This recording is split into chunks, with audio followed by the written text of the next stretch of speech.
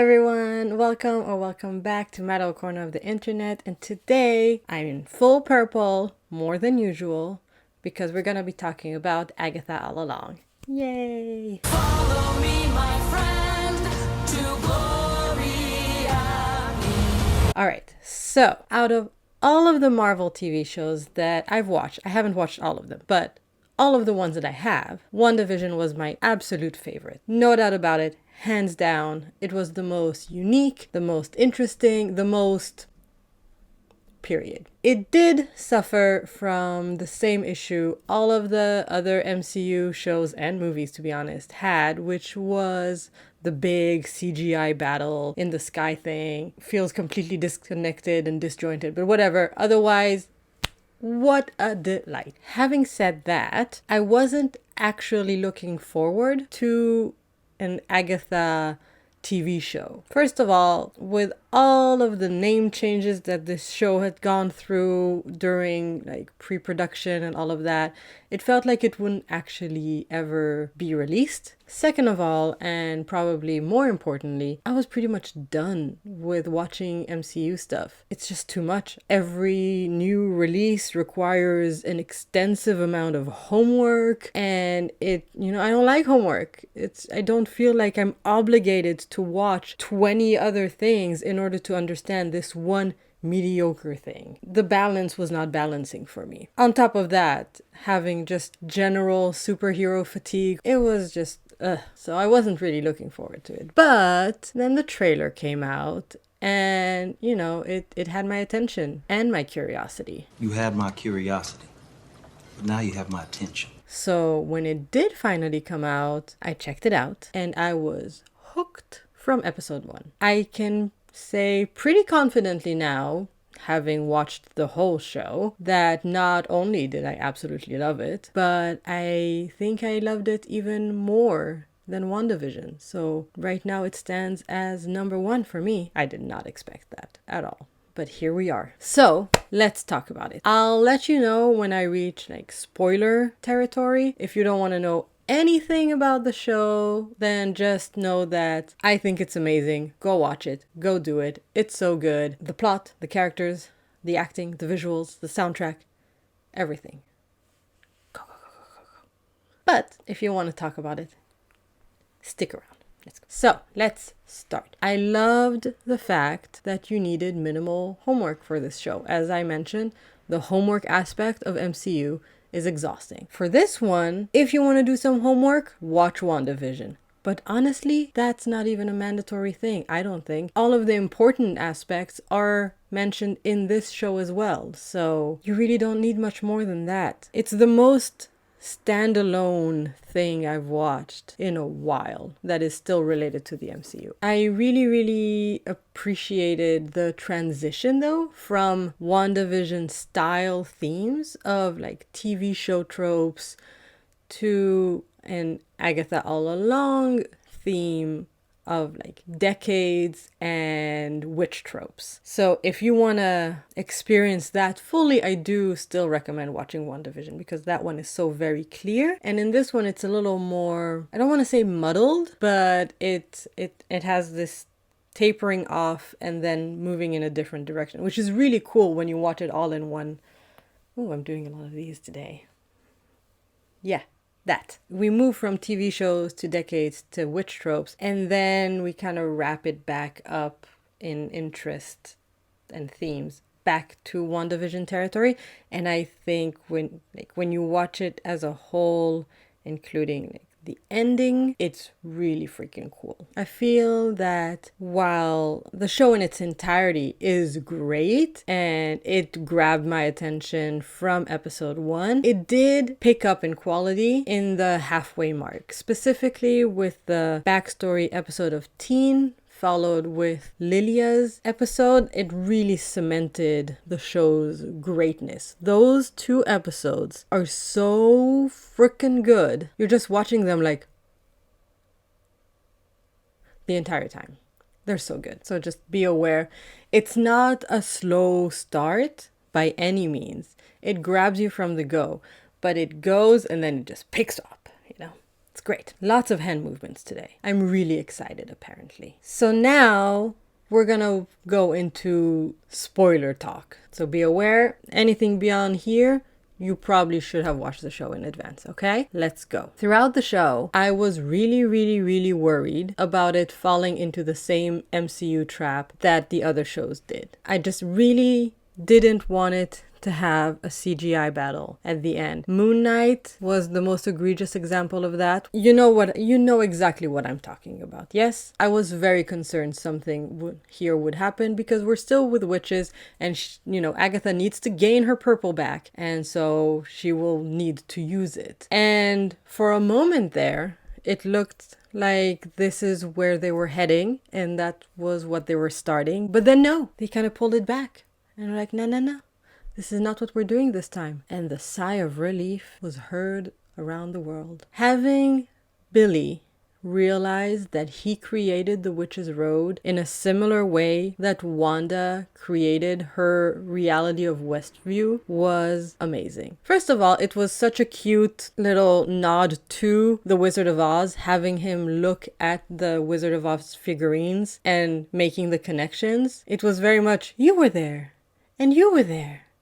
And you were there, but without that. So cute, gentle nod that was very appreciated by me. The whole concept, especially when you think of what each witch was looking for on the road and who ended up dying, is really cool, because the first thought that came to my head was, well, if he made up the road, how come things still happen the way, quote unquote, they should have? The main point of the road is to give witches what they want. So you have to have a certain wish that needs to be fulfilled. So having Mrs. Hart die first makes a lot of sense because she's not a witch and she didn't have a wish to be fulfilled. Then we have Alice, poor thing, die because her wish is not even clear if it was real or not. She wanted this. She didn't believe she had a curse. She thought her mom thought she was cursed. And then by the time she believed it, it was already within the road. And then she died protecting someone, which is her role in life, being that she's a protection witch. So everything kind of fell into place. She didn't really have a wish to be fulfilled if she wasn't really cursed. And if she did, well, her curse was lifted and then she did her role as a protection witch. Saying wish and witch back and forth is gonna mess me up. Then we had Lilia die, which was upsetting, but she both chose to and knew this is when she was supposed to die because of how she experiences time. So it was, again, she fulfilled her own wish. She reopened her powers, she accepted them for what they were, and embraced them fully. Finally, Jennifer was able to get what she wanted, but that was sheer coincidence with the fact that the person that bound her was Agatha all along. It's been Agatha all along. She was able to be freed because the person that bound her was there and she was able to unbind and then go away.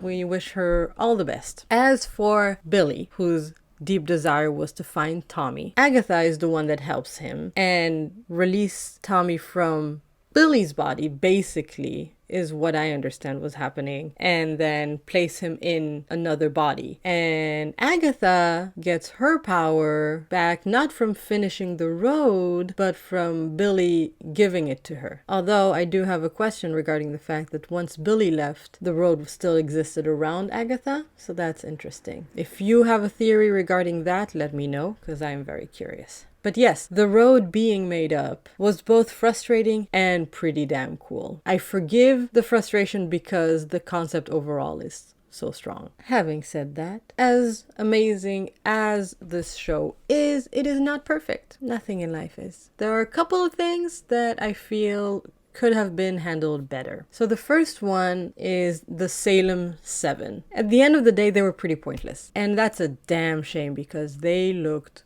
so cool and menacing, and I was genuinely afraid in episode 1 when they were approaching, but they ended up not being a threat at all. Not to mention that we're told that they are the children of the coven that Agatha killed. But which coven? Which one? Agatha, we see in her backstory, she has killed many a coven. Right? How come there are only 7 vengeful witches? Shouldn't there be like hundreds at this point? Or was that coven special in some way? Did I miss something? I mean, I understand that it's the coven of the witches that we see try to burn her, but there are so many other witches that died. So why that one? Because they tried to kill her? Let me know. Maybe I missed something. I miss a lot of things, so it's not unusual for... Yeah. The second thing that I think could have been done better is Rio. Aubrey Plaza was great. Truly. She was so much fun to watch and she looked like she was having fun. So that's wonderful. But she pops in and out throughout the show, which is fine. But really, we don't learn enough about her and Agatha's story. And she ends up feeling more like an Easter egg than an actual integral part to the story. Third thing is Agatha's backstory / redemption arc. The fact that she decided to perpetuate this rumor that she sacrificed her son to gain powers doesn't really make sense to me. She says it's because the reality was too painful, but like, what?